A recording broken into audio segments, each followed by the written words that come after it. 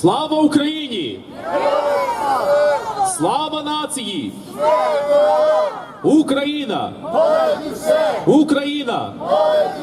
Україна! Героям України тричі! Ворогам України тричі!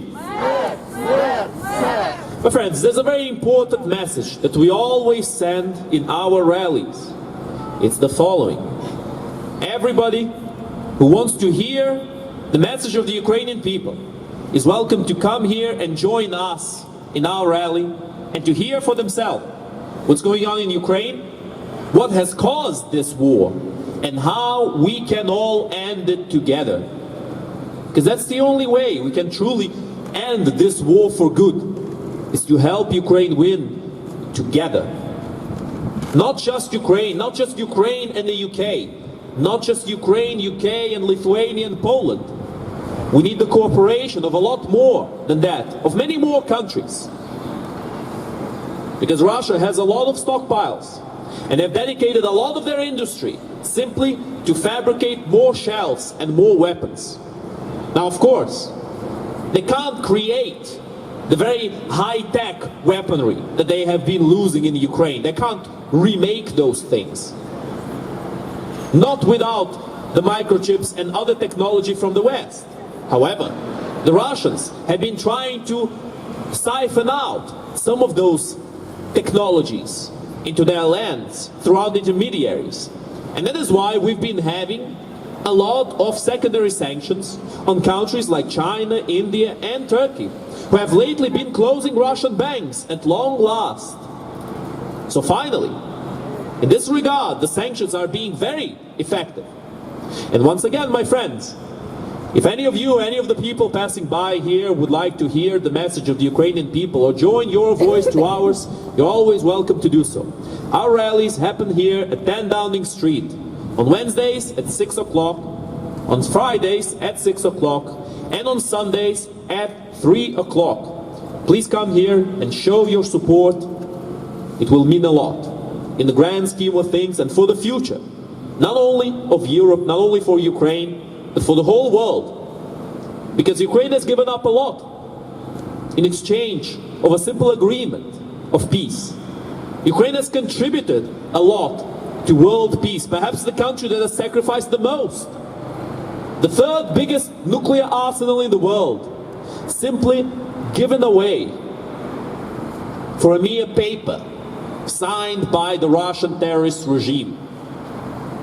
An agreement that they were never planning to keep. They were already sharpening their knives for a backstab at that point.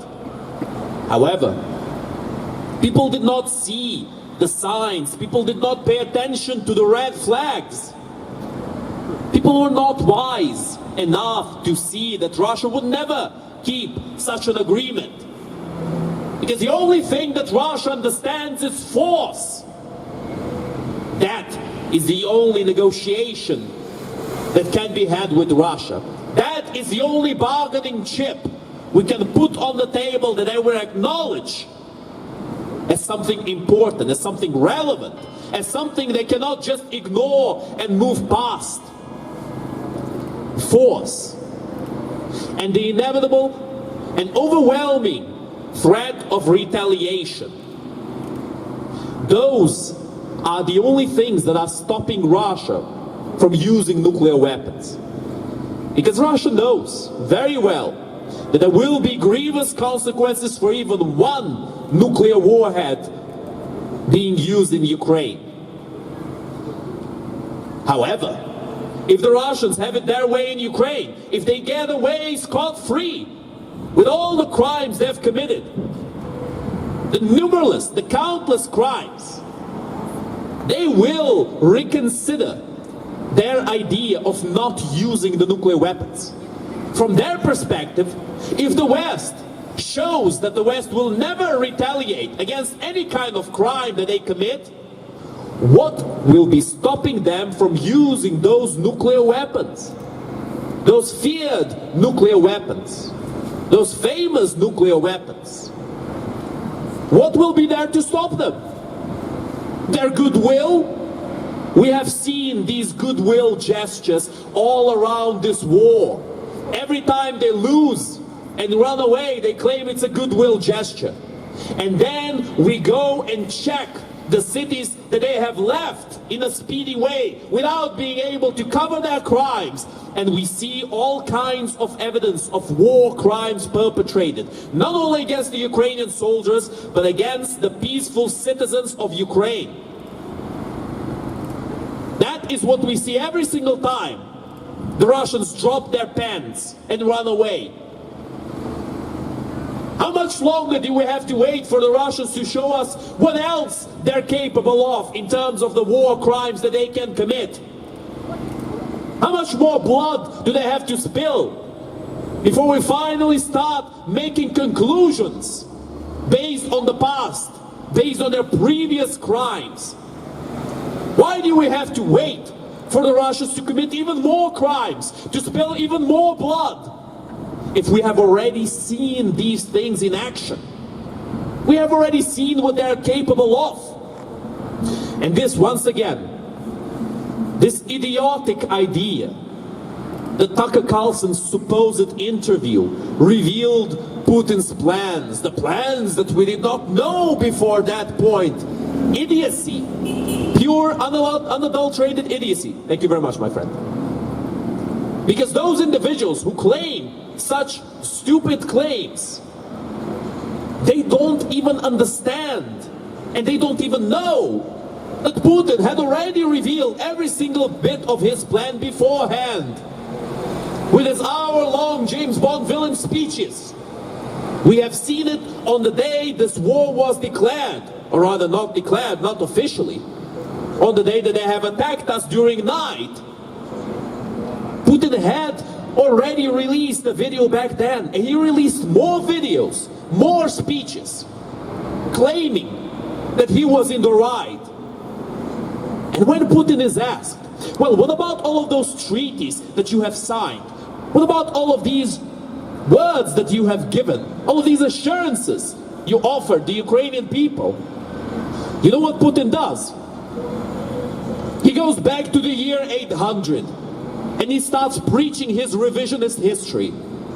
I mean, honestly, even Tucker Carlson looked a little bit disappointed at that point. He's asking Putin some questions, I mean, stupid questions, not the best questions he could have asked. That's true. But still, Putin didn't even answer some of those questions. My personal favorite question among those that Putin did not answer was as follows. So Tucker Carlson asked Putin, considering that Putin does not control all of Ukraine, how is he going to change the mentality in the rest of the country, in a country that he does not control? To which Putin continued to go into revisionist history. He never intended to answer any questions. He never intended to answer any difficult questions in particular. And that's exactly why he allowed Tucker Carlson to interview him, and not the other hundreds of interviewers and of reporters and of journalists who were lining up to ask him some questions, some real hard-hitting questions. For example, how many Russian soldiers have been lost in this war? That would be a good question, among many others. But of course, the apologists, they do not want to know the truth. They're not interested in the truth. They are only interested in reaffirming their bias again, and again. That is the only thing that matters to them. It's a lot more comfortable to never leave your echo chamber, to never leave your safe space, your safe zone, and never consider that you might be wrong on some regards. It's a lot easier to live that way, isn't it? Well, my friends, we stand here against that mentality.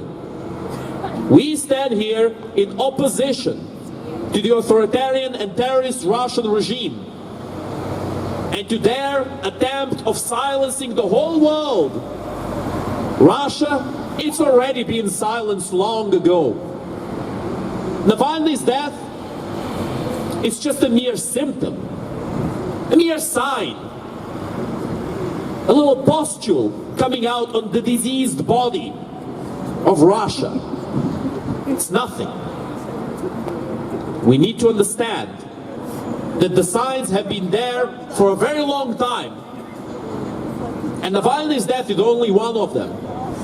We need to understand that Russia does not intend to stop in Ukraine, that Russia does not intend to stop in Moldova, that Russia will push until there is pushback. That is what's going to happen. That is what always happened with the Russians and with the Soviet Union. Before there is pushback, they just expect the other countries to lay low and accept their rule. Has always happened in the past.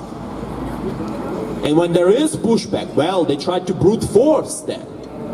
They try to eradicate the nation that's pushing back, to exterminate them all.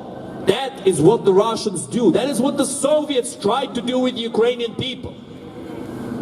We have not forgotten, and we will not forget. The whole world needs to remember what happens when you allow an authoritarian, expansionistic regime to do as they please.